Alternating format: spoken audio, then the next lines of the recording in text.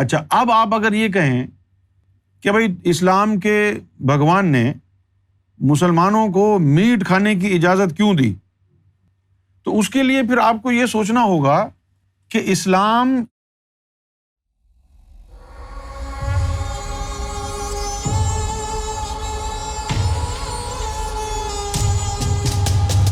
یہ بات ہم کو سمجھنی ہوگی کہ بھئی ہر آدمی کا جو دھرم ہے، ریلیجن ہے، وہ اس کے مطابق چلے گا۔ اب آپ یہ چاہیں کہ ہندوؤں کو زبردستی گوشت کھلائیں تو یہ زیادتی ہوگی، اگر ہندو لوگوں کو گوشت کھانے سے روکیں تو یہ بھی زیادتی ہوگی۔ تو صحیح چیز کیا ہے کہ جو ہندو ہے وہ اپنے دھرم کے مطابق چلے اور کوئی اس میں روک ٹوک کرنے والا نہ ہو، مسلمان جو ہے وہ اپنے دین کے مطابق چلے اور اس کو اجازت ہو وہ اپنے دین کے مطابق کھائے پیے زندگی بسر کرے۔ اسی طرح سکھ ہے، اسی طرح عیسائی ہے، یہودی ہے، جس بندے کو جس کا دین جو سکھاتا ہے وہ اس کے مطابق چلے تو اب لڑائی جھگڑا ختم ہو جائے گا نا۔ لیکن ہم اپنا دین آپ کے اوپر فورس کریں گے تو پھر یہ تو غلط ہو جائے گا۔ نہ مسلمان کو یہ ادھیکار ہے کہ وہ اپنا دین ہندوؤں کے اوپر فورس کرے، اور نہ ہندوؤں کو یہ ادھیکار دیا ہے اللہ نے کہ وہ اپنا دھرم مسلمانوں یا یہودیوں پر یا عیسائیوں پر فورس کریں۔ صحیح چیز یہ ہے کہ آپ اپنا دین فالو کریں، وہ اپنا دین فالو کریں، ختم ہو گئی بات۔ کیوں بھائی غلط ہے یا صحیح ہے؟ یعنی ایک دوسرے کے دین کو جو ہے ایک دوسرے کے اوپر جو ہے فورس نہ کریں۔ ہم بھی جانتے ہیں کہ ہندو دھرم جو ہے وہ کہتا ہے اپنے فالوورز کو کہ وہ ویجیٹیرین ہوں، پیور ویجیٹیرین ہوں۔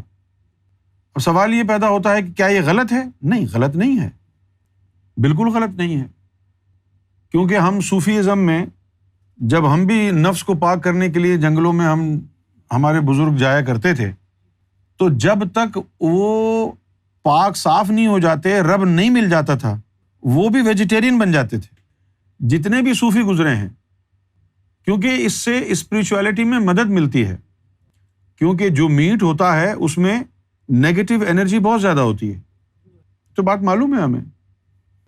اچھا، اب آپ اگر یہ کہیں کہ بھائی اسلام کے بھگوان نے مسلمانوں کو میٹ کھانے کی اجازت کیوں دی، تو اس کے لیے پھر آپ کو یہ سوچنا ہوگا کہ اسلام جس خطے میں اترا ہے وہ جو ہے ڈیزرٹ کا ایریا ہے، صحارا ہے۔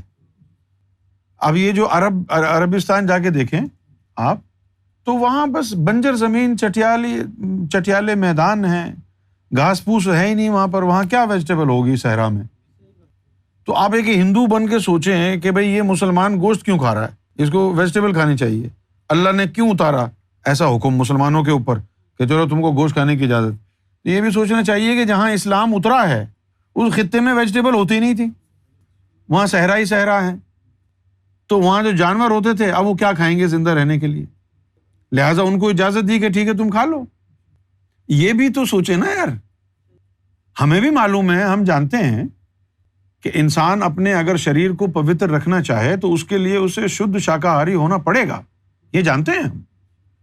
لیکن یہ اسلام کا ریلیجن جہاں پر آیا ہے وہاں تو چٹیل میدان تھا، وہاں تو صحرا تھا، وہاں تو ڈیزرٹ تھا، وہاں تو اس طرح کی جو ہے درخت نہیں تھے، تو ویجیٹیبل کیا ہوگی؟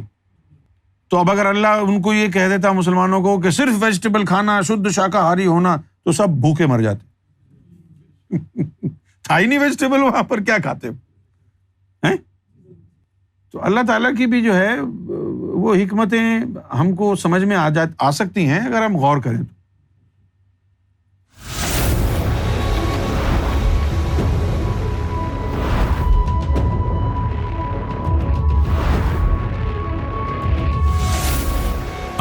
TV, the place to connect with God.